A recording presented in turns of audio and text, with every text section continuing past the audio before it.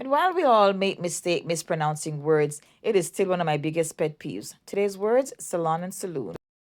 Saloon always have hair on the floor.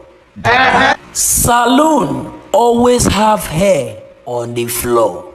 Not exactly. A saloon is a drinking establishment from the Wild Wild West. I think she meant a salon. A salon always has hair on the floor. One is for drinking beer and the other is for doing hair. Now go forth and use them correctly. Now back to the joke. Saloon always have hair on the floor. Garage always have oil on the floor. Bank, what is your problem? So not only do these words have different spelling, they have different pronunciation and different meanings.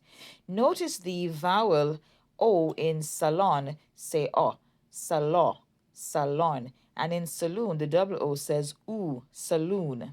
Vowels are quite complex, so in another video I'll talk about the 5 vowels and the 14 sounds they make, not including diphthongs. I'm Miss Green, thanks for watching.